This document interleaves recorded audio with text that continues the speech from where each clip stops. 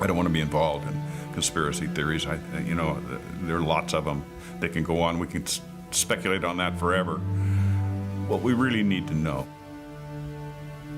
is how those buildings came down.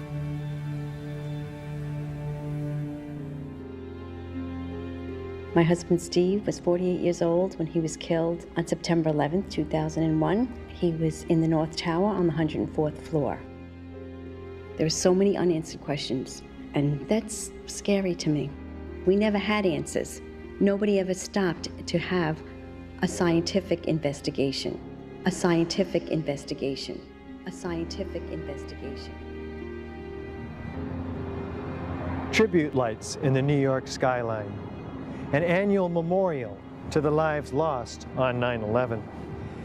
Yet there's still more light that needs to shine, revealing truths that their family members deserve to know. September 11th, 2001, a day that changed history. 4 planes went silent and off course. 2 of those planes crashed into the World Trade Center Twin Towers. Several columns were severed, and the jet fuel ignited fires that spread over several floors. About an hour later, millions watched in shock as both towers were suddenly and rapidly destroyed, killing almost 3,000 people, for whom truth and justice may have yet to be served. Hi, I'm Richard Gage, AIA, licensed architect of over 20 years and member of the American Institute of Architects.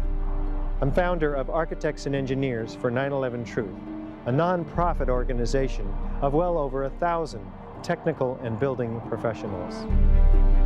According to official government reports, the fires weakened the structural steel framing of both twin towers, leading to sudden, progressive, and total collapses. Unknown to most people, a third steel frame high-rise, World Trade Center 7, was also destroyed. Critical questions have been raised by more than 1,500 architects and engineers about the official explanations for the destruction of all 3 of these buildings. Along with more than 10,000 other concerned individuals, these professionals, collectively comprising more than 25,000 years of experience, have signed our petition. They're calling for a new investigation into the destruction of these 3 World Trade Center high-rises. This call is based on evidence that reveals a very different destruction scenario than reported by government engineers. This includes abundant scientific forensic data and eyewitness testimony that was omitted from the official reports. You'll be seeing this evidence and hearing from dozens of these technical experts, including many who are among the top in their respective fields. Listen to the President provide his account of the pervasive political abuse of science. And we have watched as scientific integrity has been undermined and scientific research politicized in an effort to advance predetermined ideological agendas. I claim they're not doing science at all. They're doing propaganda or publicity or whatever they're doing, but it's not science. It's not playing by the rules of science. To undermine scientific integrity is to undermine our democracy. We at AE 9/11 Truth take President Obama at his word in his affirmation to the American people during his inauguration. How do we accomplish this? We've done our best to fulfill the President's vision by using the scientific method, examining the evidence from the World Trade Center and developing unbiased conclusions from unbiased experts in their fields. As coherent sets of scientific facts are brought into focus by the experts, the data, and the witnesses in this film, you'll come to a much greater understanding of the events of 9/11 and will be in a position to draw your own informed conclusions. Of course, the ones still most affected by the events of that tragic day are the family members of the victims lost on 9/11. Several have asked to appear in this documentary. Although our focus will be primarily technical, we are deeply moved and honored to give them the opportunity to speak directly to you. Now, let's hear from the AE 9/11 Truth professional petition signers, who will share with you what conclusions they came to. Among these experts are high-rise architects and engineers in the fields of structural design, materials science, chemistry, fire protection, metallurgy, as well as physicists, explosives experts, and demolition technicians. If we believe that fires brought down the World Trade Center buildings on 9/11, this is extremely troubling for those of us in the design professions, architects and engineers, even physicists. Buildings just don't behave like that. There was no hesitation. There was no hesitation when it was to hit story after story. The tops of the buildings were basically disintegrated. The fact that it was all reduced to rubble and powder just did not make sense at all. There was a total collapse, and there's very few things that could explain that. Our whole society is being led to believe that these fundamental laws of physics, hard science, don't apply anymore. And that's, I think that should frighten all of us. Also, psychologists, therapists, and counselors, along with theologian David Ray Griffin, who have a deep understanding of the personal issues associated with 9/11, will explain why it is so difficult for us to come to terms with the reality of these events, and learn how we can help ourselves and others with this difficult yet vital responsibility. We were confident, we felt secure, and all of a sudden that security collapsed. So the question becomes why? Why is it that people have so much trouble hearing this information? When your beliefs are challenged, fear and anxiety are created. Don't mess with me, don't mess with my home, don't mess with my comfort with how things are. I believe that to be the kind of country that we think we are, we have to face some of the things that are not as we think they are.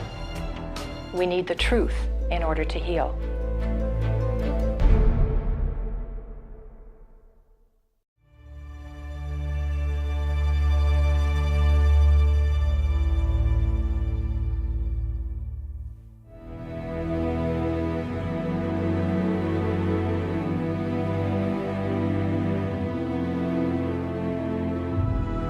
The new World Trade Center, Building 7, looms above the site of its original. Building 7 was a 47-story high-rise, not hit by an airplane. Yet, it was the third modern steel-frame skyscraper to collapse rapidly and symmetrically on 9/11. It was a football field away from the North Tower and sustained minor damage from the falling debris. Building 7's precipitous collapse was blamed on normal office fires. World Trade Center 7 collapsed because of fires fueled by office furnishings. It did not collapse from explosives or from fuel oil fires. From about 1965 until about 1985, most of my experience has been in high-rise, multi-story steel buildings. NIST would have us to believe that these was a typical office fire, scattered office fires, if you will, that brought this building down. Since the mid-60s, I've tried to follow high-rise fires because they're something we worry a lot about as we design these buildings. And I'm not aware of any high-rise building that have come down as a result of fires. I'm Steve Barish, founder and president of Barish Architects and Associates, Inc., a 33-year-old architecture planning and engineering firm. One of the things that really interested me is how quickly the Tower 7 fell. It fell within 7 seconds approximately from top to bottom. This building was built in the mid-80s and met all the codes at the time. I first became aware of the problems with the official account of the collapse when I saw a DVD online from Architects and Engineers for 9/11 Truth. They pointed out various problems with the official story, and the ones that caught my attention were the rapid failure of the connections in order for the building to come down at the rate that it did. I've been involved in many large projects, including overseeing several high-rise buildings ranging in size from 14 stories to 40. Over the course of 20 years, I'm mainly called in to help with very large, difficult projects. When I watched Building 7 collapse, it basically left no doubt in my mind that something was wrong. Building 7 had not been hit by a plane. The coup de grace for me was when I found out that Building 7 had collapsed later that day, and when I saw Building 7 come down. To me, the fact that it looks like a perfect controlled demolition of an intact building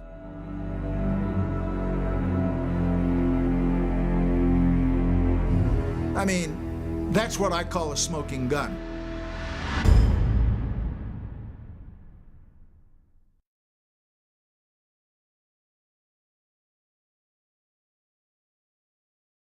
Was the structural steel from World Trade Center 7 preserved, documented, analyzed according to standard procedures for investigating engineering failures? Hailing the collapse study as an assessment rather than as an investigation has allowed valuable evidence in the form of the tower's structural steel to be destroyed.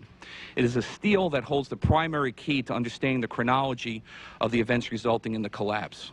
When did you become aware that the steel from the World Trade Center was being sold off?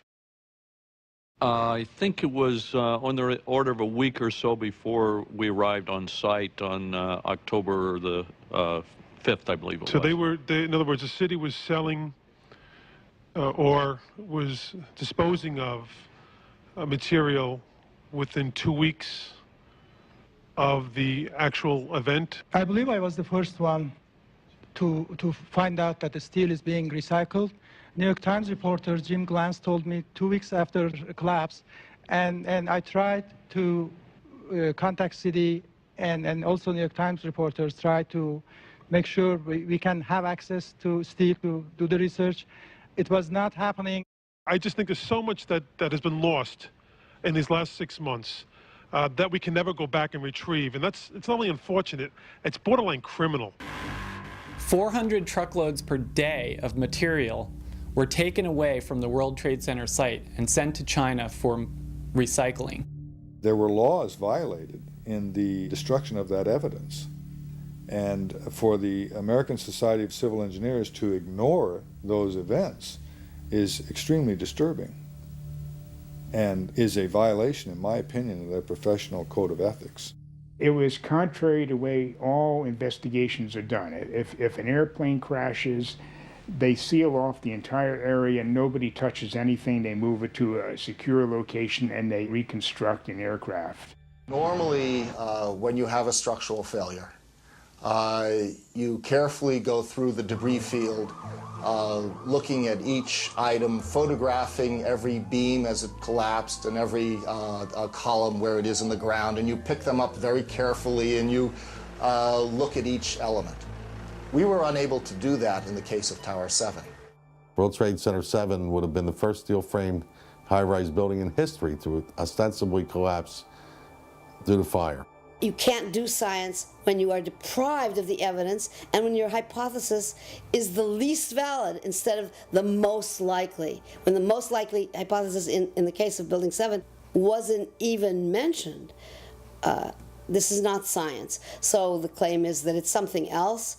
It's trying to prove preconceived ideas.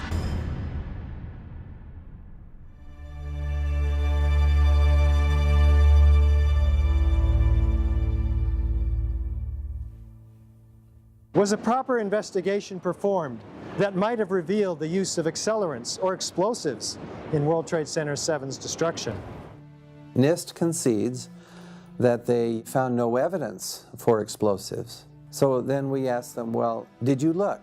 And they said, no, we did not look for explosives or residues of explosives. NIST never did a proper evaluation of the collapse site and the debris. World Trade Center 7, I would have expected they would have tested for explosives also because of the nature of the collapse and the unprecedented nature of a steel-framed high-rise building collapsing in such a fashion. My practice has included, among other things, design and testing of structures that were designed to withstand blasts. Specifically, for instance, the launch facilities for the Minuteman missile system. Well, the American Society of Civil Engineers was brought into this investigation early on. They did a very superficial investigation of the site. They issued a report without any significant forensic examination. Neither NIST or FEMA followed standard protocol for fire and explosion investigations, or just fire investigations for that matter. National Fire Protection Association Guide number 921 calls for saving the evidence and being prepared to justify why you wouldn't. It also calls for testing for accelerants and explosives when high-order damage is involved. NIST did not do this. The minimum explosive charge, the 9 pounds, required to fail critical column IE-79 would have produced a pressure wave that would have broken windows in the north and east, resulted in a sound level of 130 to 140 decibels, which is the equivalent sound to a gunshot blast. There were no witness reports of such a loud noise. There were all kinds of firefighters and civilians that were reporting explosions. You heard explosions, like boom. It's like a distinct sound. It's not like when in compression, like boom, boom, boom, boom, boom, like floors that were dropping and collapsing. This was boom, and like you felt a rumble in the ground, like almost like you wanted to grab onto something. Big explosion. Blew us back into the 8th floor. I'm okay, all right? Here, hold on. You want to call your mother or something? Just the fact that there were explosions means they need to be investigated. Terrorists used explosives in '93. We had witnesses to explosions. We have audio recording of explosions. We have overwhelming evidence that there were some explosive events. The manual gets into thermite, and if it says if you have melted steel or concrete, which we had on 9/11, and there's videos of it, people can see it, we should test for it. It says when you have melted steel or concrete, you test for thermite. So the fact that they're not testing for it is crazy. We had 3,000 Americans murdered, and we had the first 3 high-rise and steel collapses. We have all these reports of explosions. We have the history of terrorists using explosives. It's absolutely ridiculous that there's no excuse for it. It's criminal, in my opinion. It's absolutely criminal that they refuse to follow the national standards, and the national standards say that they should be testing that for explosives. The national standards are very clear. We have preservation of evidence, we have spoliation of evidence. There's all kinds of basically standards that you don't destroy evidence. We don't have the real story on what happened because there wasn't a proper investigation done.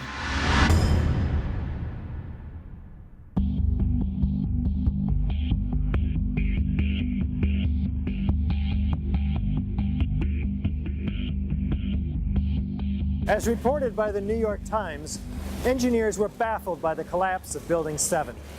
Since no steel frame high-rise has ever completely collapsed due to fire, how are we to understand this mysterious event? High-rise buildings simply do not collapse due to fire. There has never been until 9/11 an experience where a high-rise building that was steel frame completely collapsed. There have been fires burned longer in similar structures without any collapse. In this test, done by British Steel in 1995, a large amount of typical office furniture was burned to see what would happen to the heavy steel beams that supported the ceiling. It's not that it melts in a fire. In fact, normal fires are not hot enough to melt steel. Even if you were, for example, to use an unusual fuel like kerosene, you cannot achieve temperatures hot enough to melt steel. But what happens is it starts to lose its strength. And as it loses its strength, it starts to sag. This was the largest test of its kind ever conducted. It showed how unprotected steel can be distorted even by a normal office fire. But as is typical in steel buildings, the structural beams only slowly and progressively warped and sagged. There was no chance of a sudden collapse. In my previous career as a firefighter, normally you'd never be afraid to go into a Type 1 building because they're not combustible, and you would just charge at it and put the fire out. Never in my training were we ever taught that these type of buildings could just collapse in on themselves. There's definitely much more going on than just fire. The World Trade Center 7 building reminds me of the Meridian Bank building in some ways in Philadelphia. The Meridian Bank building is a 38-story skyscraper that burned for 18 hours in 1991, suffered extensive damage from the fire, but did not collapse. We've never had a steel-framed skyscraper collapse in the United States or internationally. So there's no precedent. As NIST tells us that this collapse mechanism, starting with thermal expansion, that worked its way upward and outward through the building, in a matter of seconds, there's not enough time for the building to collapse the way that NIST tells us it collapsed. NIST claims the fires were very large, very hot, and long-lasting, when in reality, observation, which has been researched by many people, shows these fires did not last very long. They were not in the locations where NIST claims they were at given times. I'm a fellow of the American Institute of Architects. For the 40-plus years that I've been practicing architecture, I have designed a variety of buildings from small houses to high-rise office buildings. Some of the high-rises that I've worked on are 1 shell and 2 shell here in Houston. I was project manager for a 22-story office building in Akron, Ohio. Later in the day, when World Trade Center 7 collapsed, they had already showed us pictures of a few fires in that building, and I mean, they weren't even raging. And how could that cause a building to collapse as if it were imploded? Couldn't happen.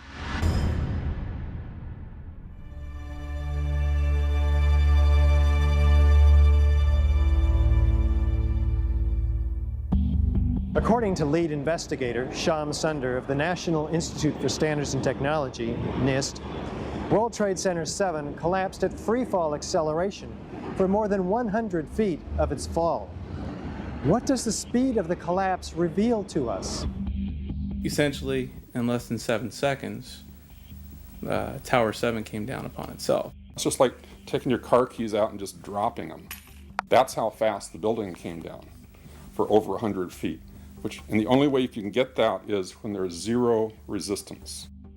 And so what we're looking at is a building just coming straight down, falling right through itself with zero resistance. Buildings don't have zero resistance, which is why you feel comfortable walking into a building. This building had 40,000 tons of structural steel in its structural system, and that is intended to keep it from going anywhere. I'd heard people say, well, it came down at free fall or close to free fall and so forth, so I decided I'd measure it myself. I had a simple tool at the time called Physics Toolkit, which allowed me to take a video and put a dot on each frame to follow the motion of things. And I realized that it's actually coming down at free fall, pretty much dead on the acceleration of gravity. Well, NIST, in their final draft, was saying that the building came down with 40% longer than free fall time. How can such a publicly visible, easily measurable quantity be set aside? A free fall time would be an object that has no structural components below it. There was structural resistance that was provided in this particular case.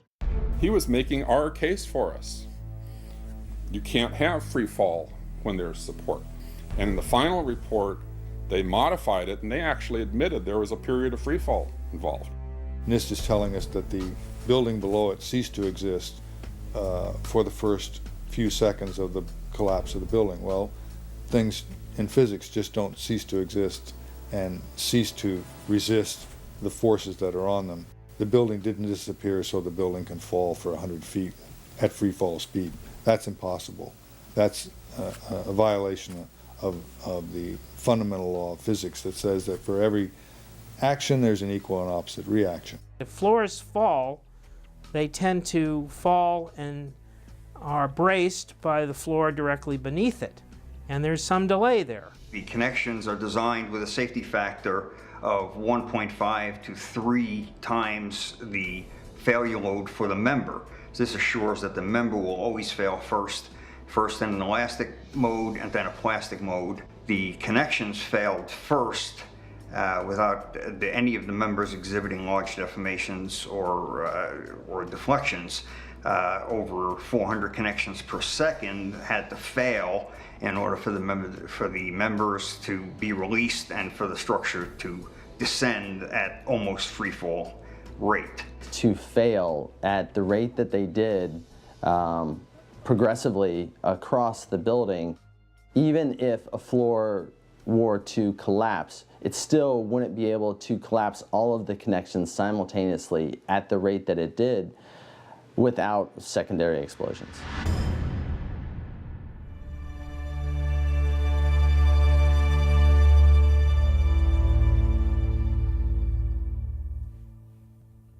We might anticipate that an unevenly damaged building would fall over.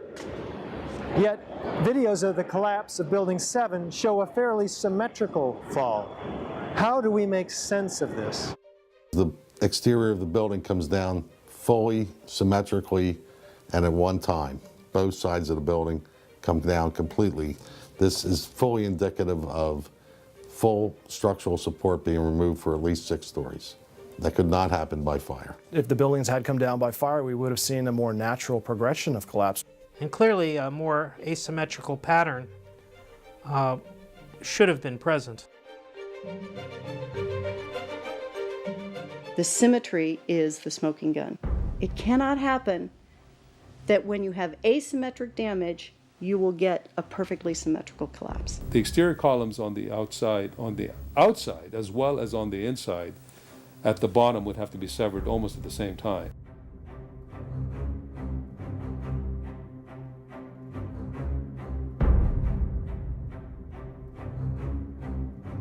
I worked for Controlled Demolition Incorporated, CDI, the top-rated explosives demolition firm in the world. As an explosives loader, my job was to place explosives in the buildings to prepare them for demolition. I was licensed while in New York by the New York Fire Department to handle explosives. And I worked on major projects such as Seattle Kingdom, the Three River Stadium, Philadelphia Naval Hospital, and Key Span gas holders in New York. What I saw, it was a classic implosion. The center of the core, the penthouse area, starts to move first, and then the building follows along with it.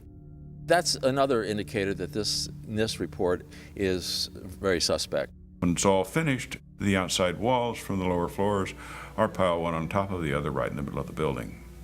Just like a house of cards if it were coming down.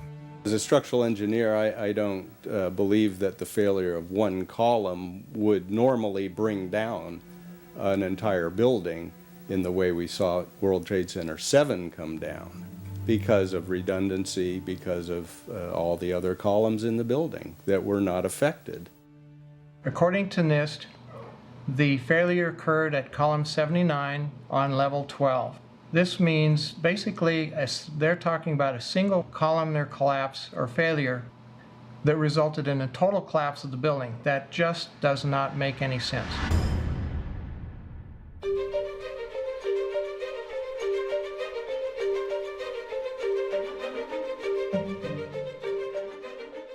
NIST provided computer animations in support of their fire collapse theory. But what do independent engineers say about these animations? When you observe the footage of how the building failed, and when you look at the animation of the failure, and compare that to what you actually observe in reality, I think they disprove their own theories. It is impossible for it to fail the way they said. The exterior of the NIST World Trade Center 7 computer simulation model, which they put together to try to explain their theory, shows large, very large deformations which are not observed in the video of the actual event. Yet they don't attempt to explain this in the report. What we're seeing is what would happen in a natural collapse, and what we see on the real video is not a natural collapse.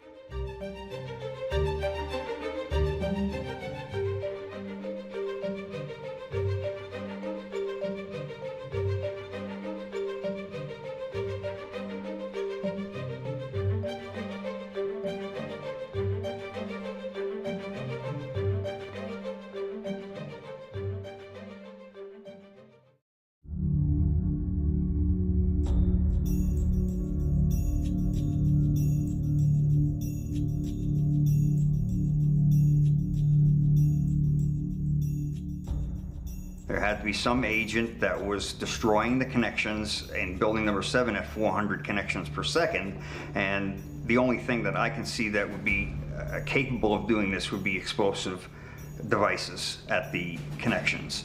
And this is why I think that there has to be a new investigation to find out the real physical causes for all these members to act in an atypical fashion.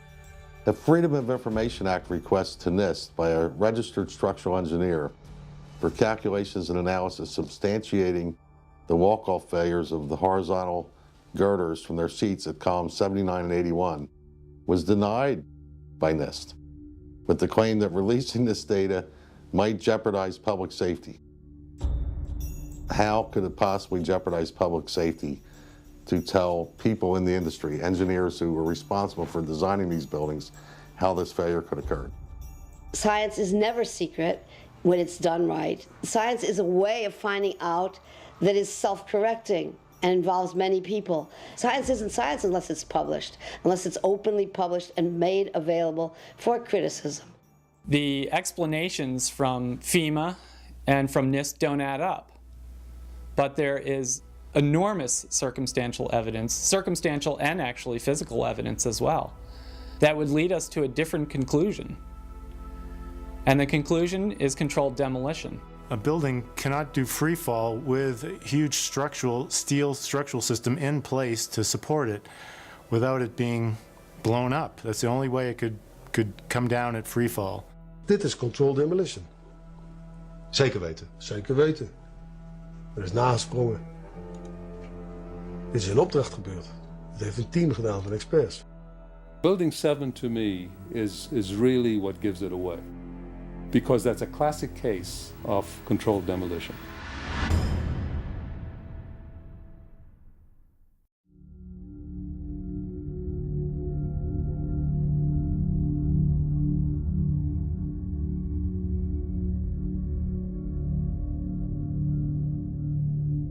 This is the original site of the World Trade Center Twin Towers. Construction is now underway where dramatic new facilities are being erected. Just 10 years ago, the planes hit the towers, cutting through some exterior and interior supporting structural steel columns. The fuel from the planes ignited office fires across several floors. According to the official reports, the structural steel frame was weakened and failed, causing a total progressive collapse of each tower. Does the official explanation make sense? Was there a comprehensive investigation that examined all of the evidence? I walked into the office and the first words that I heard was, "A plane's just run into the World Trade Center."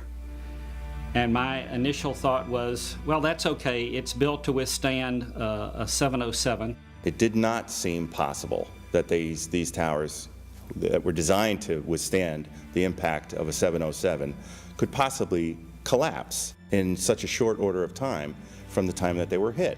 There's no way the building was designed to take the impact of one, if not more, multiple airplanes. They were designed to withstand hurricane force winds of up to 140 miles an hour.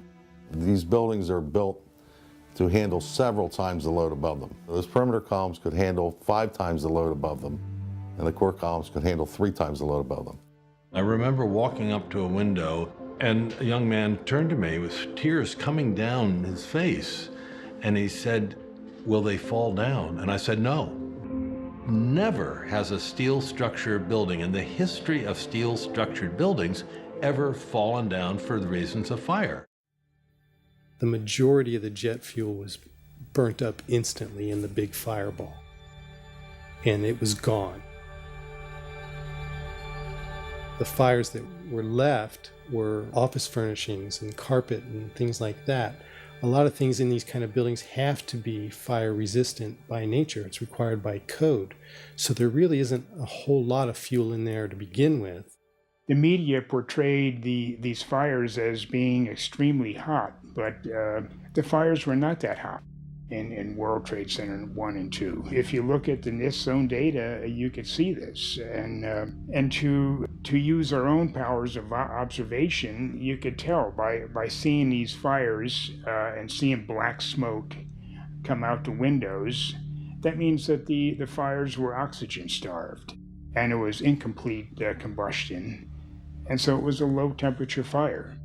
I looked up in a manual the burning temperature of jet fuel and found that under the conditions that existed at the World Trade Center on 9/11, that jet fuel had to have been burning at about 750 degrees Fahrenheit. I also noticed that the official explanation of what happened there was that the heat from the fire supposedly softened the steel and thereby brought the buildings down. If you have a flame at 750 degrees, you can hold that flame under a steel beam forever, and you'll never reach a high enough temperature to bend steel, let alone melt it. So immediately I knew at that point that the official explanation was dead wrong.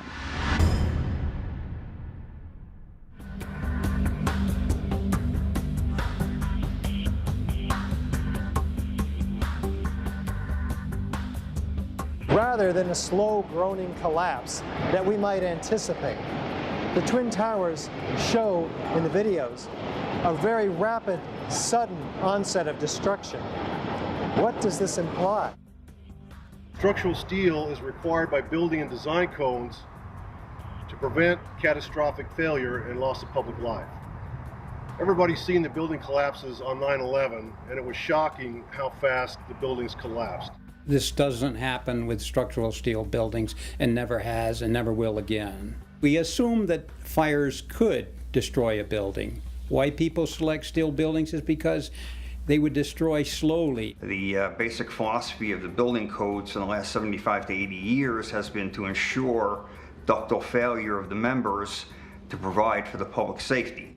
Under this philosophy, members that are overloaded will deform elastically within the elastic range of the material with increasingly large deformations and deflections. This gives rise to large deformations that are visible and apparent to the occupants of the structure. It would gradually twist and bend and give people plenty of time and safety in getting out of the building. I would not have expected the whole building to just give in at once, and I thought it rather odd that they fell almost perfectly in very similar ways. It seemed odd that lightning would strike twice. And it certainly would stay in the damage zone. It would not drop down through 80,000 ton of insulated, undamaged structural steel and do it in 12 seconds. This claimed that the upper section of each of the towers crushed the lower section. However, when you watch video closely, in the case of World Trade Center 1, you'll see that the upper section disintegrates itself. It appears to be a controlled demolition of its own of the upper section. The top section, pushing on the bottom section, it's going to meet equal forces as it goes. Both sections are going to be demolished at the same rate.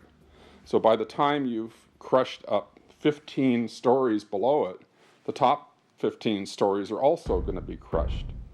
Well, there's demolitions done in France, which use what we call the burnage technique, where they take out a couple floors worth of columns with hydraulics. They take the columns out and they let the building, the upper section of the building, drop 2 full floors. And when it impacts the lower section, there's a very definitive, observable jolt, deceleration, and velocity loss. You're looking for a jolt, that this thing, if it actually comes down and hits, you should be able to see the point at which they actually impact, because it would actually slow down the motion of the falling block. It never slows down. It accelerates the entire time. And that was what was extremely significant. I was very familiar with the Twin Towers elevator systems. I actually rode up and down elevator shafts on the top of a car going 1,200 feet a minute. You could imagine the experience before the tower started collapsing from the top. The antenna started to fall. And the antenna, of course, was over the middle of the elevator shafts. I'm very familiar with the interior structure that surrounded the elevator shafts and the accessibility which the elevator companies had 24/7. The only way that I can see that the towers could have collapsed is that the interior columns were compromised. It wouldn't be a problem once you gained access to the elevator shafts. Then a team of loading experts would have access to all the core columns and beams. The rest could be accomplished at that point by just the right kind of explosives for the job at hand.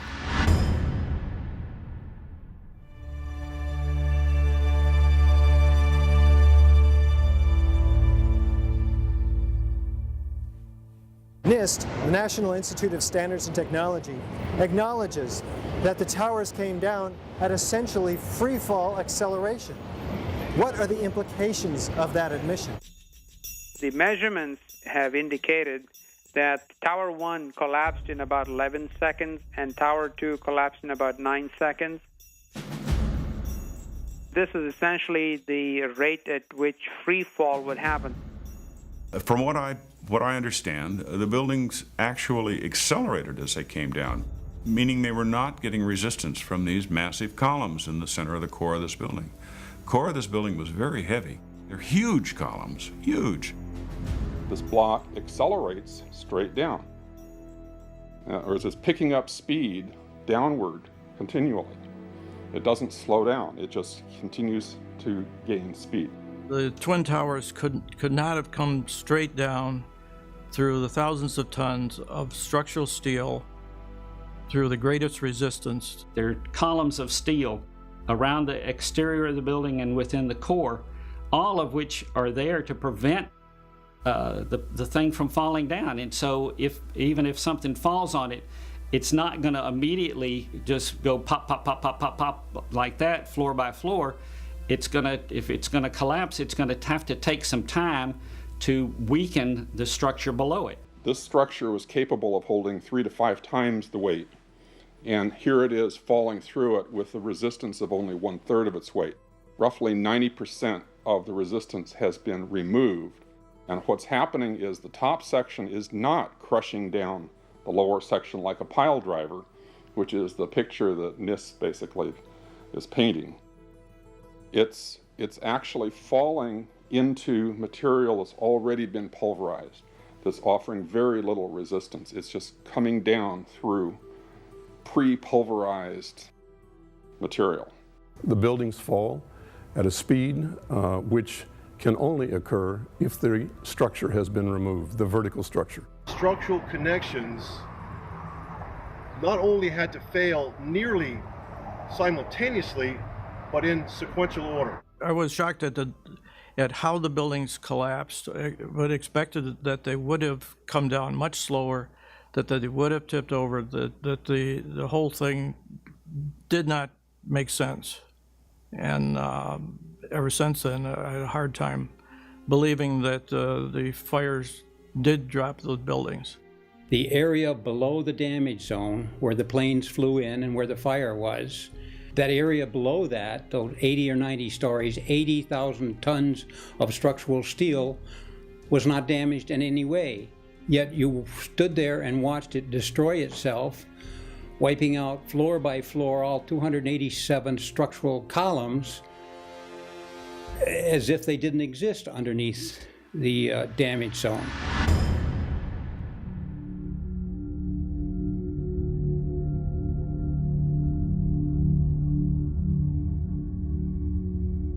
Over 100 first responders reported sounds of explosions and flashes of light at the onset of destruction of both towers. These were not discussed in the NIST report. What did these eyewitnesses actually see and here.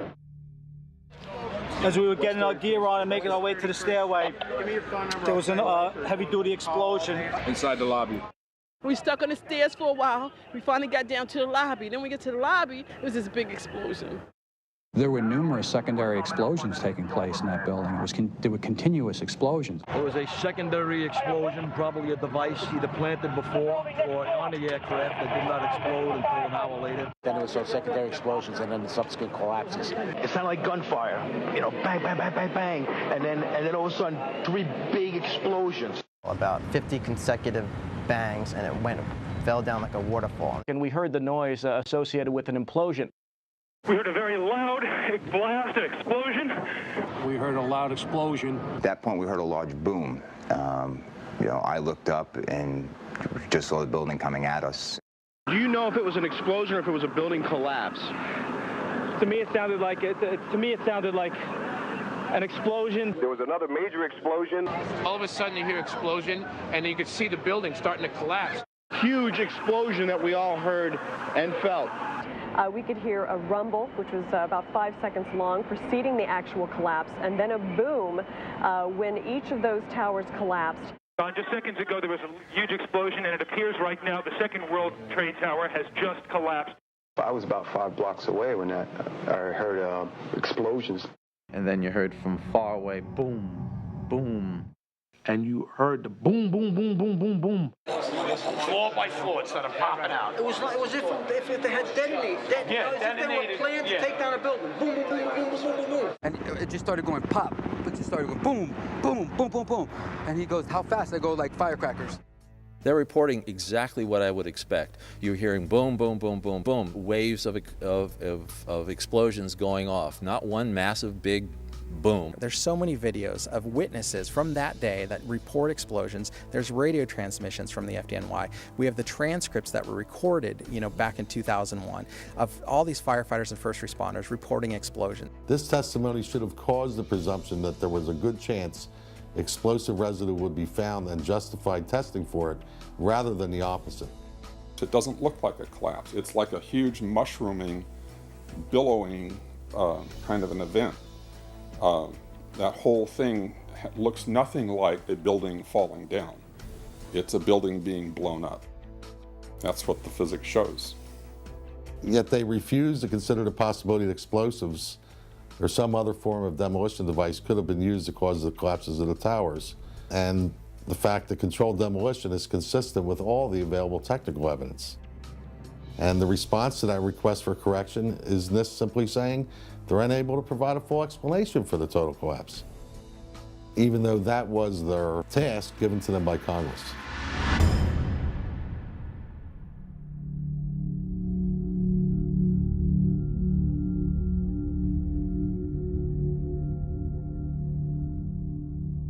FEMA documents a 1,200-foot diameter debris field around each tower. Videos show multi-ton steel sections of hundreds of individual steel pieces ejecting out of the towers at 60 miles an hour for a distance of 600 feet. They also show clouds of debris pulverized in mid-air and isolated explosive ejections as many as 60 stories below the so-called crush zone. Videos also show the near total destruction of both towers.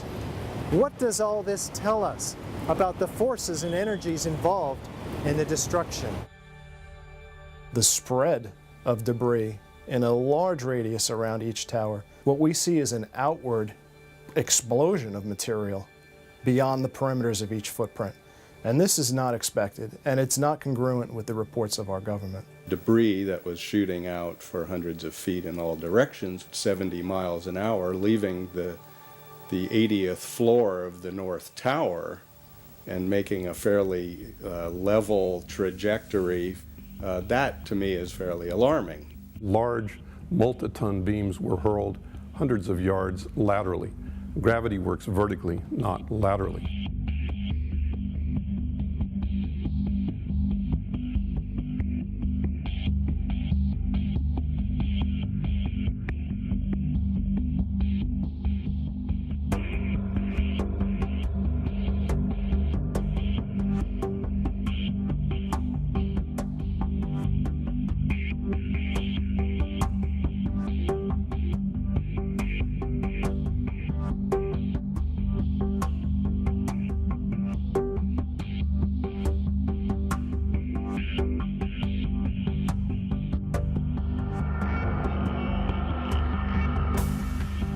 So something's happening to throw these things horizontally at those kinds of speeds. And here it is trailing white smoke the whole time. It really is indicative of some kind of explosion. The individual explosions that I noticed 20 and 30 and 40 stories below the collapsing structure. And naysayers tend to say, well, that's just air being blown out the windows. I mean, it doesn't really work to say it's just air pressure. Estimated these are coming out faster than 100 miles an hour. The floors pancaking upon themselves would create gushes of air out the side, but not the kind of explosive force that we saw that would throw I-beams across the street into the windows of other buildings.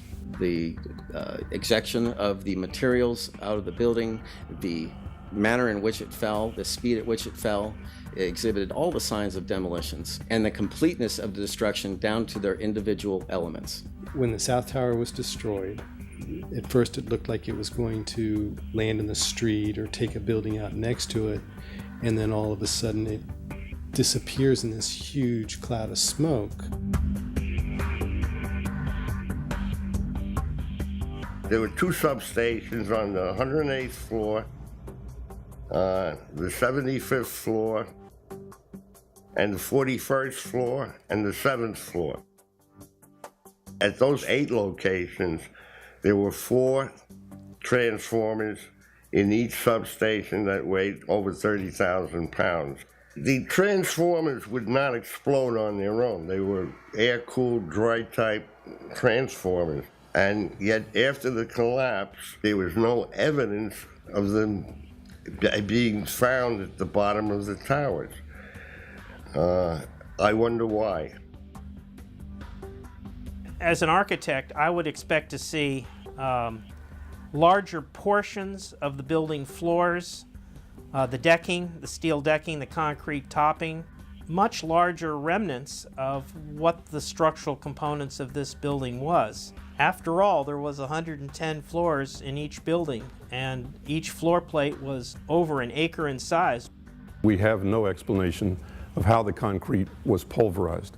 It takes an enormous amount of energy. And there's no concrete. There's very little concrete. All you see is aluminum and steel. What happened to the concrete? The concrete was pulverized. And I was down here Tuesday, and it was like you were on a foreign planet. All of Lower Manhattan, not just this site, from river to river, there was dust, powder, 2-3 inches thick. The concrete was just pulverized.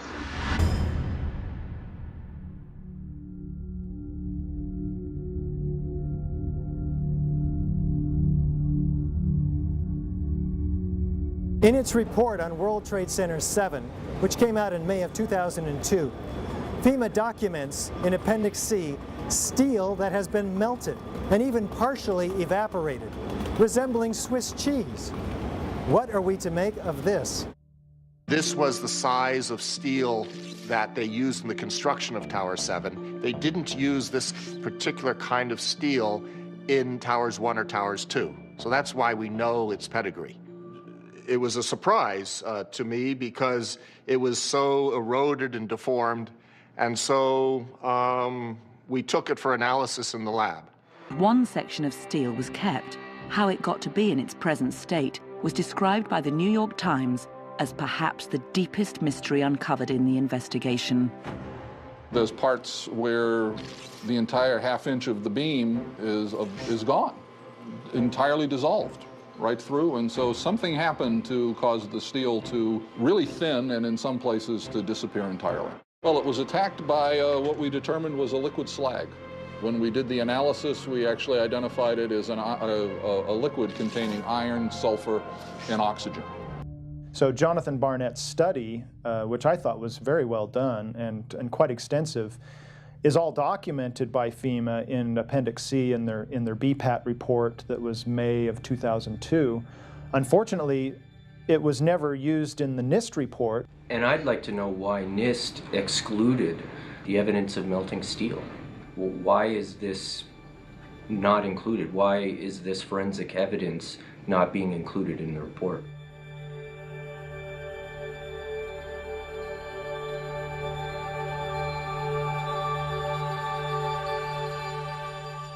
First of all, let's go back to your basic premise that there was a pool of molten steel. I know of absolutely nobody, no eyewitness who said so, nobody who's produced it. You'd get down below and you'd see molten steel. Molten steel running down the channel rails. Like you're in a foundry. Yeah, like lava. Like it was lava. From a volcano. Actually melted beams where it was molten steel that was being dug out. Underground, it was still so hot that molten metal dripped down the sides of a wall. It's this fused element of steel, molten steel and concrete and all of these things all fused by the heat into one single element. And they pulled off a big block of concrete, and there was like a little river of steel flowing. Many witnesses, firemen and lots of people described the flowing molten metal, iron or steel, at extremely hot temperatures. And John Gross categorically denied their observations, so that because their observations don't fit his preconceived notion, he not only ignored evidence, he denied evidence.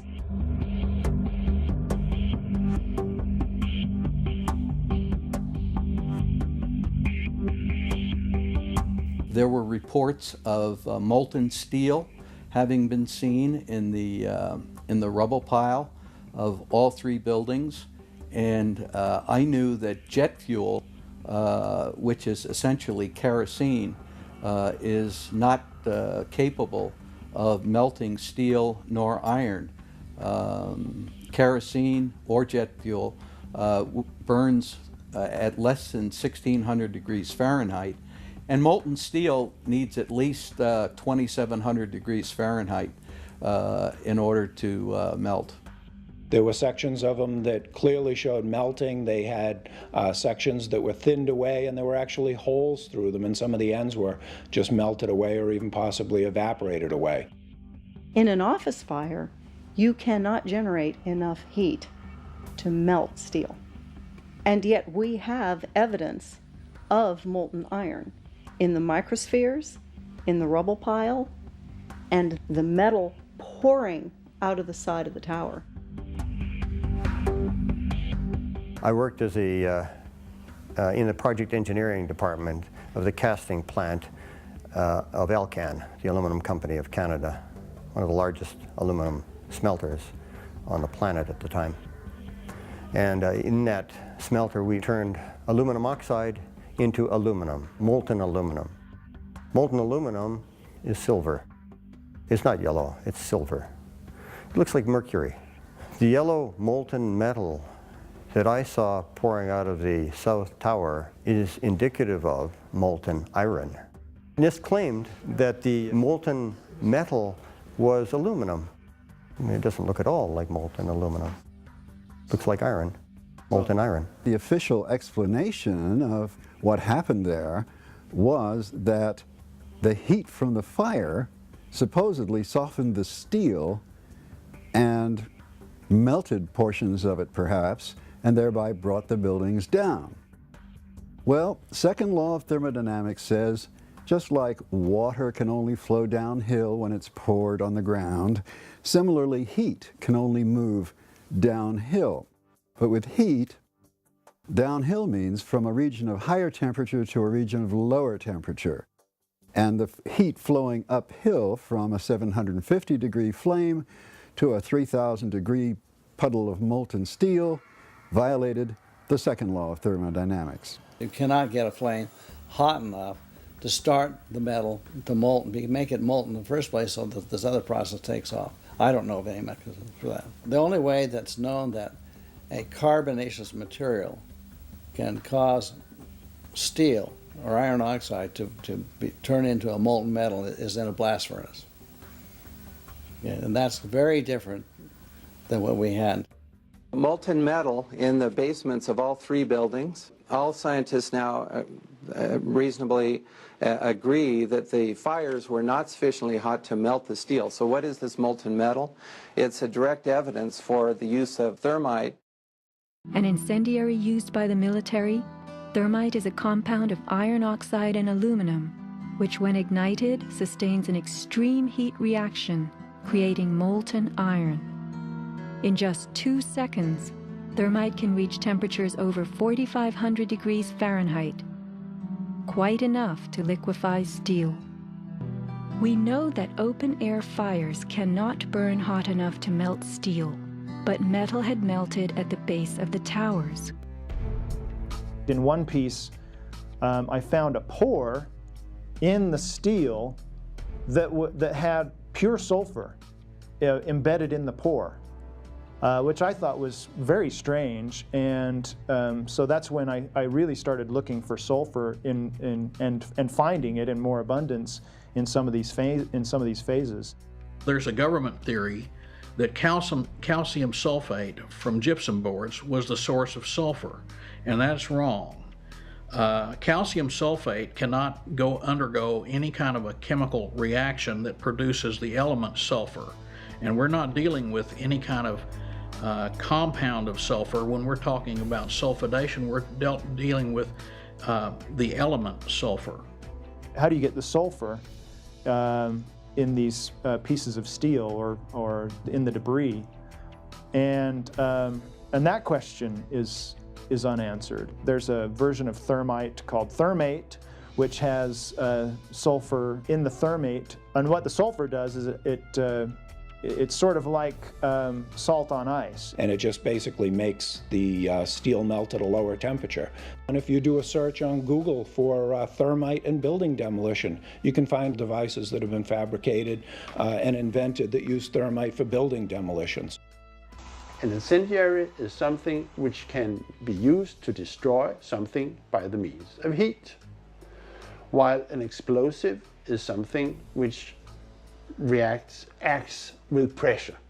It knocks things apart. In the case of thermite cutting charges, you would have heard far less noise, since they are worked by thermal heating, melting of the steel, rather than an explosive cutting as in RDX charges. Overflights had detected with infrared camera 1,400 degree Fahrenheit hotspots on the surface of ground zero. And that being there for a week, indicates that there was something very hot going on below the surface.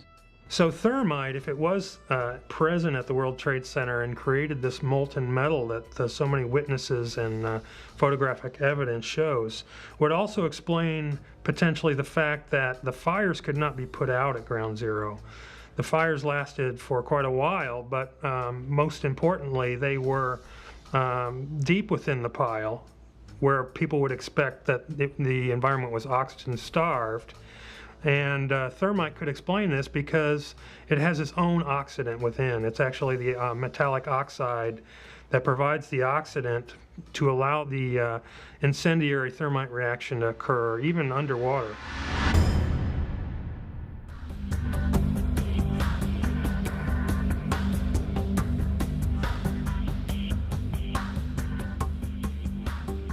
As much as 6% of the World Trade Center dust consisted of tiny, previously molten iron spheres.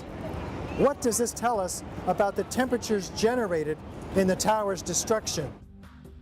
When the USGS collected samples of the World Trade Center dust, they found the iron microspheres.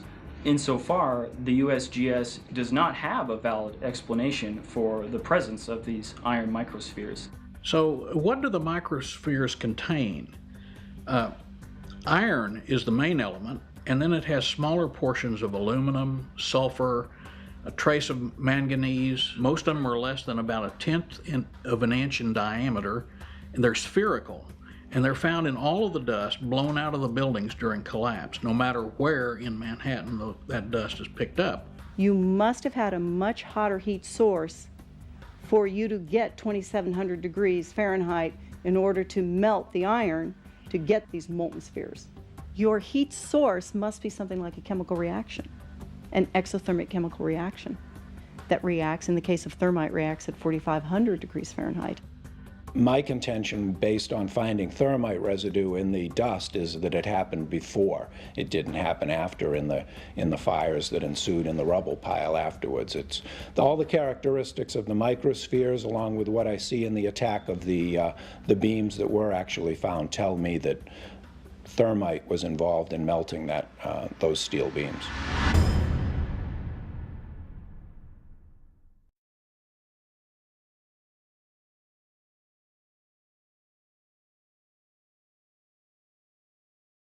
Out of the ashes of the World Trade Center devastation rises the Freedom Tower, whose foundation, however, is shrouded in question. For example, in the World Trade Center dust, an international team of scientists find an advanced form of highly energetic nanothermite composites. What is it, and where does it come from? In the dust, we found what we characterize as unreacted thermitic material in the shape of some very tiny red-gray chips, which have different properties. Most importantly is they're still reacting, some of them, and in the reaction they produce molten iron, which is the prime indication of a thermitic reaction. And such a reaction can be used to destroy steel structures. What we have found is a modern version of thermite, which we call nanothermite, which is produced in a different way. It is not just two powders being mixed. The material is actually built from the atom scale up. We call it the bottom-up procedure, which is what you do in nanotechnology. The ingredients are much smaller, which means they're reacting faster and they are more easily ignited. The primary elements in the red material are aluminum, iron oxide, as well as silicon and carbon. The iron oxide appears in faceted grains, approximately 100 nanometers across. The aluminum appears in thin platelets, about 40 nanometers thick. It is the small size of the particles involved in this material that allow us to characterize it as nanothermite.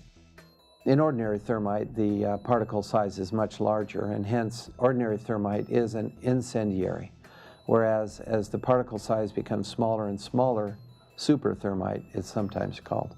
This red material contains also a significant amount of carbon, and the formulation of nanothermite as described by National Laboratory publications also implies the presence of carbon, very typically.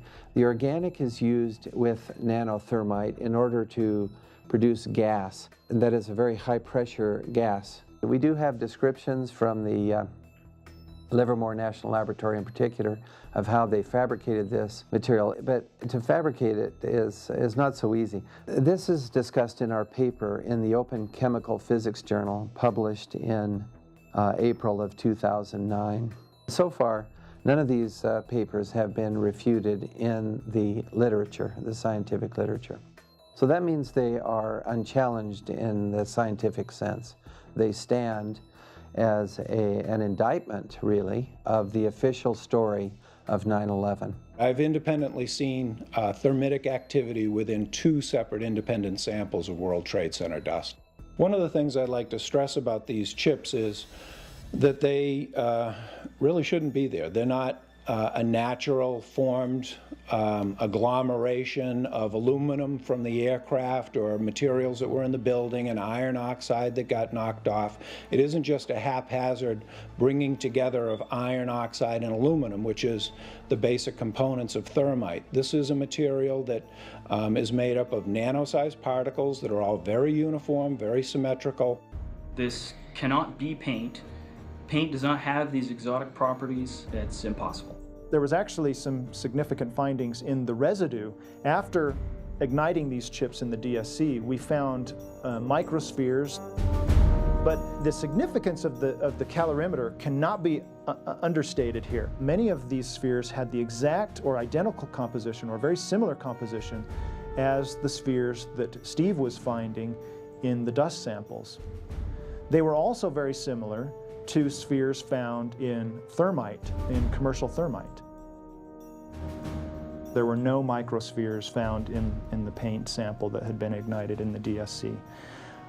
We also took paint that came off of the WTC steel and looked at that in the SEM and did a compositional analysis of that and found that it was not similar to the red-gray chip or the red layer of the red-gray chips. So it wasn't, the red-gray chips are not the primer paint that was used on the WTC steel. This is material that is of military use that really shouldn't be there.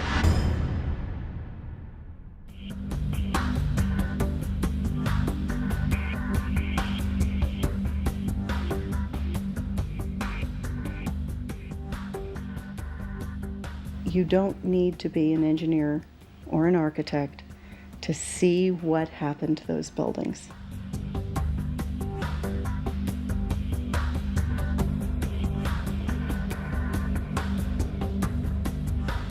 Any honest investigator would be looking at this and looking for explosives and so forth.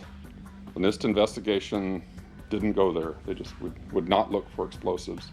This has been the work of independent researchers, not NIST. So the preconceived notion of NIST is that there's no evidence for explosives, and so there's no point in looking. That is the most unscientific thing that you can possibly think of, not to look because you don't expect to find evidence, and in fact the evidence is overwhelming that these red-gray crystals are very high temperature incendiaries. They state these conclusions for which there's virtually no evidence, and then they ignore conclusions that can be drawn from the evidence.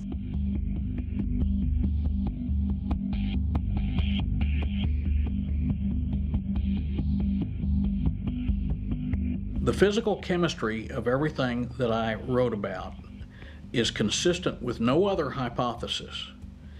And all of the testimony of eyewitnesses, all of the video evidence supports only controlled demolition as the cause of all three World Trade Center buildings' destruction. You don't have to be a chemical engineer to question that official story. It's very, very obvious that both Building 7 and the towers were brought down by demolition. It couldn't have been any other possible way. That conclusion I come to based upon, first of all, my training and my education, particularly my experience in blowing up major structures that had been designed to withstand blasts. The experience that I had gained in the military and as an engineer was irrefutable. I couldn't come to any other conclusion except for the fact that those buildings were brought down by explosives. They fit the profile. The only way that a building can accelerate as it collapses is by having pre-engineered, precisely timed, and precisely placed explosives. In other words, controlled demolition. It is my opinion as a former 12 Bravo combat engineer, well trained in the use of explosives, that this building, all three buildings, were brought down as a result of controlled demolitions. We know we've been lied to about 9/11. We don't know for sure who did it. We don't know exactly how they did everything. And that's why we need a new investigation to find out. We do know that there was a massive cover-up, that there was evidence hidden and destroyed. The American people absolutely need the truth of 9/11.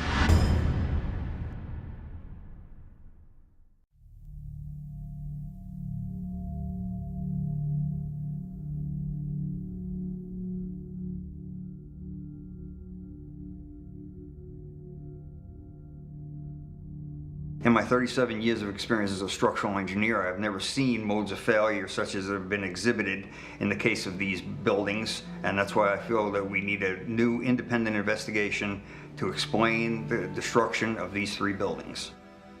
It took some kind of consciousness raising on my part before I was willing to look at the possibilities. And really, you need to go where the evidence leads. I would like to see a real investigation. I'd like to see people on the inside who really know what happened. I'd like to see some of those come out. There's some very good scientists, I'm sure, at NIST, and their life's work is getting distorted and used for political purposes. So what I'm looking for is a new investigation where all of the original information and tests and hypotheses are re-examined, as well as the ones that have surfaced since, the new ones, including the allegations of controlled demolition. Let's look at it objectively. Let's look at the evidence, not these fabricated computer models and hearsay and all these predetermined conclusions. Let's really open it up again and investigate this thing properly and then come to conclusions. I strongly support an independent investigation that would be independent of the government, independent of all of the influences that obviously were in effect during the NIST investigation. We need to have an investigation of NIST themselves. I believe that the reports that came out are not true. I believe there's a lot of information that was omitted, blatantly or otherwise. And at Firefighters for 9/11 Truth, that's what we're asking for. Is we're asking for an investigation that follows national standards. 3 skyscrapers were taken down in a controlled demolition. And all we're asking for is a new investigation. And the NIST also will investigate the dust for remaining explosives. And we need the truth because our nation has invested so much in the official story of 9/11 and in terms of what we have assumed that has happened. And we really can't go down the same road without knowing what actually happened. What happened on 9/11 is not something that is just going to go away. This is very pertinent to us today. I wish to further the investigation, and I want to make a difference because I want this to be a safe and better place for my children. I signed the petition on the Architect and Engineers 9/11 Truth website mainly because I wanted to stand behind the families that lost people on 9/11. The 9/11 Truth movement was started by the families that lost loved ones on that day, and they were all out there alone screaming for help, and our own country was ignoring them.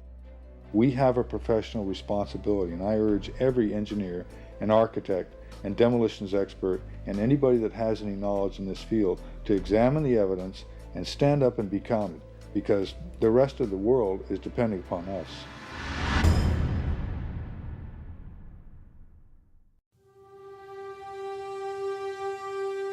Most of us who have lived with the events of 9/11 have, as a result, experienced some kind of trauma. It can be very difficult to come to terms with what actually happened at the World Trade Center. In fact, someone told me recently, "I wouldn't believe what you're telling me even if it were true." Our petition signers with psychological expertise have stepped forward to offer their insight. While this segment is clearly outside the knowledge base of the architects and engineers for 9/11 Truth, these experts in psychology highlight their valuable experience for us as to why this evidence can still be so difficult for people to accept. As we know, the horrors of what happened on 9/11 were televised all over the world, and they were televised, in fact, live. We witnessed the deaths of almost 3,000 of our fellow Americans. We know this had a very severe and traumatic impact on a large majority of the population. At this point, we have 9 years of hard scientific evidence that disproves the government theory about what happened on September 11th, and yet people continue to be either oblivious to the fact that this information exists or completely resistant to looking at this information. So the question becomes why? Why is it that people have so much trouble hearing this information? From my work, I think we would be remiss not to look at the impact of trauma. Many people respond to these truths in a very deep way. Some have a visceral reaction like they've been punched in the stomach. To begin to accept the possibility that the government was involved is like opening Pandora's box. If you open the lid and peek in a little bit, it's going to challenge some of your fundamental beliefs about the world. If we can think of our worldview as being sort of our mental and emotional home, I think all of us will do just about anything to defend our homes, to defend our families. And so I see that with people, and I saw that with myself when my brother tried to talk with me about it, of don't mess with me, don't mess with my home, don't mess with my comfort with how things are. About a week later, I read a lengthy article by Professor Griffin about why he believes the official account of 9/11 cannot be true. And it was a very well-researched article. It was in my office at the time. I sat there and I felt my stomach churning. I thought maybe I was going to be sick. And I leaped out of my chair and ran out the door and took a long walk around the block, around several blocks, and just broke down. I understand now that what was happening was my worldview about my government being in some way my protector, almost like a parent, had been dashed, and it was like being cast out into the wilderness, I think is the closest way to describe that feeling. And I sobbed, felt like the ground had completely disappeared beneath my feet. And I knew at some point during the walk that I knew that I was going to have to become active in educating other people about this, that for me to retain any sense of integrity, I was going to have to take some action. I couldn't just let something like this go. When we hear information that contradicts our worldview, social psychologists call the resulting insecurity cognitive dissonance. For example, with 9/11, we have one cognition, which is what the official story of 9/11, what our government told us, what our media repeated to us over and over, that 19 Muslims attacked us. On the other hand, we have what scientists, researchers, architects, engineers are now beginning to tell us, which is that there is evidence that shows that the official story cannot be true. So now we've lost our sense of security. We are starting to feel vulnerable. Now we're confused. 9/11 truth challenges the beliefs that our country protects us and keeps us safe, and that America is the good guy. When your beliefs are challenged, fear and anxiety are created. In response to that, our psychological defenses kick in, and they protect us from these emotions. Denial, which is probably the most primitive psychological defense, is the one most likely to kick in when our beliefs are challenged. And it's a very, very uncomfortable state to be in. And eventually our mind shuts off. Just like when a computer is overloaded, our minds get overloaded. We can't handle it anymore and we shut down. What some of us will tend to do is deny the evidence that's coming our way and stick to the original story, the official story, and to try to regain our equilibrium in that way. Another thing we can do is decide to look at the conflicting evidence and be sincere and be open-minded and look at both sides of the issue and then make up our own mind about what reality is. Here are a few of those spontaneous initial reactions to hearing the contradictory evidence about 9/11. I don't want to know the truth, or I'd become too negative and psychologically go downhill. I'm not sure I want to know. If this is true, then up would be down and down would be up. My life would never be the same. They say, this is the way the world works, and I'm convinced this is the right way the world works. 9/11 doesn't fit into that paradigm. So I don't need to look at the evidence. Fran, I refuse to believe that many Americans could be that satanically treasonous. Someone would have talked. But these are beliefs. They are not scientific facts. But these beliefs do keep us from looking at the empirical evidence. Whenever we say, I refuse to believe, we can be sure that the evidence that's coming our way is not bearable and that it's conflicting with our worldview much too much. As I thought about all of these responses, I realized that what is common to every one of them is the emotion of fear.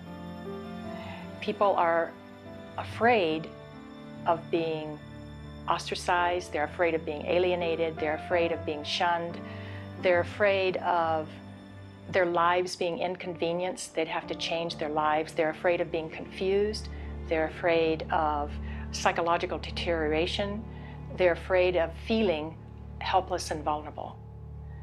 And they're afraid that they won't be able to handle the feelings that are coming up. None of us want to feel helpless and vulnerable. Healing comes through facing the truth, experiencing it, allowing the feelings to come in, so that if there are feelings of fear that perhaps these events were caused by something that we haven't thought about yet, dark elements within our society, for example, we'll let that come in and explore it. Let the light shine on whatever happened. This will be the most healing process. The Germans did this after their war. The South Africans did this after apartheid. Reconciliation through the truth is what is a deep path to psychological recovery from the myths and lies around which this historical event has been cloaked in the official view.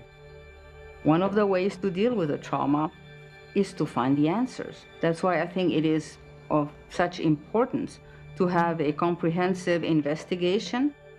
To work together to expose what happened, regardless of where the evidence takes us. That's what we expect in our state government, law enforcement. I think that by putting science together with the law, we will have a psychological healing around the impossible cognition that has been produced on that day. After World War II, part of the way that Jewish people honored the dead was by making sure that the truth was known and that the value of these people was respected. Not pursuing the truth about 9/11 disrespects the value of the life of the people that died. Thinking that we're above such things, that it could happen in other countries, but it couldn't happen here, that's a lack of humility, and that's excessive pride. And so not being able to see our dark side or our weaknesses is the most dangerous thing. A feature of American history that makes us particularly liable to this pride is this notion that's called exceptionalism, that America is the exceptional nation.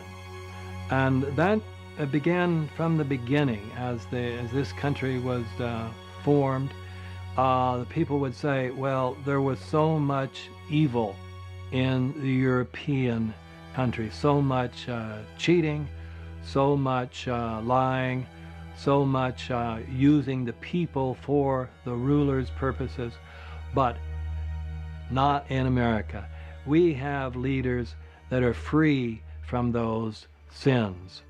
So I think this has made 9/11 particularly difficult for Americans.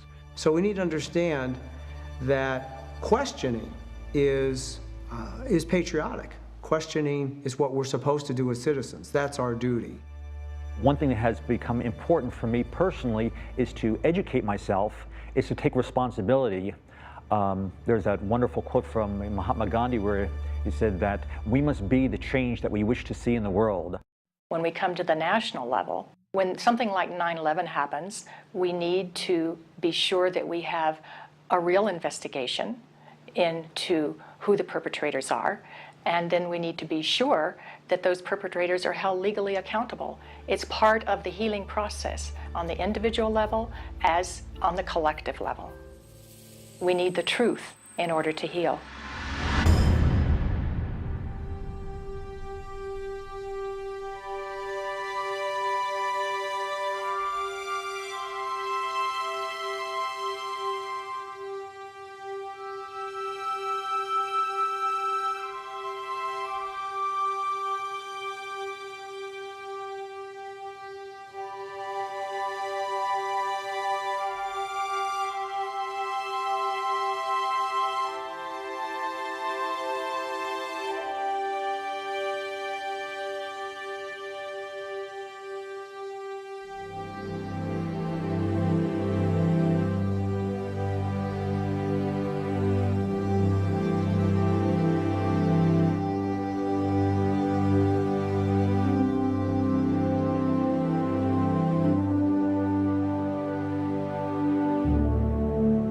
My name is Bob McIlvaine. I'm from right outside the Philadelphia area, and I'm the father of Bobby McIlvaine, who was killed in the lobby of the North Tower on September 11, 2001. He was one of the first 10 bodies found. We took him home that week. We were one of the few. I finally found the doctor who examined him. All his injuries were in the face, the front of his face was blown off, massive cuts in his chest and his right arm were blown off. To me, that means explosion. What happened on September 11th was the tragedy where Neil was on Flight 175 and it crashed into the second tower. And I can't imagine what happened to him. My brother was my best friend. David has always been a firefighter. My brother went in to save people's lives. I'm a family member trying to find out the answers to the murder of 3,000 plus people. I'm Jane Policino. My husband Steve was 48 years old when he was killed on September 11th. I have no identification. Why is that? It seems to me we should know why over 1,000 victims there are no trace for, and no identification, no trace of over 1,000 victims. Just a few years ago, they were still finding body parts on the roofs of buildings. What is that? We should know why there are over 700 bone fragments found on the top of Deutsche Bank building, less than a half an inch long. We should have that information. Why were they up there? Why weren't they found? What kind of explosion was there? And the explosions were brought up many a times, talking to firemen, talking to medics, talking to everyone. Everybody talked about these explosions. I want the officials that are in power to ask the questions. I want answers. Please look at architects and engineers. People all around the world, scientists, all around the world are questioning this, that these towers could not have come down. When you bring science into the equation, that's so important because you can't argue against science. And there's some deep, deep explaining to do. The bottom line is that it needs to be investigated properly. We will never heal. This country will never, ever, ever forget that day. We have to demand a new investigation. I want justice here.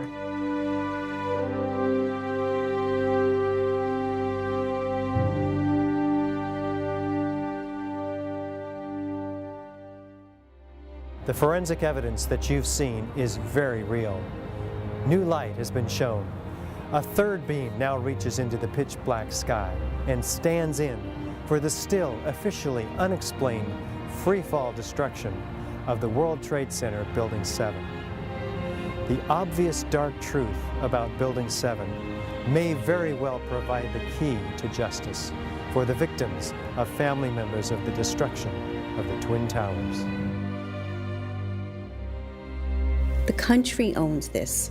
We were all victims. You all should want answers. It's not just ours, not just mine. We all lost something that day.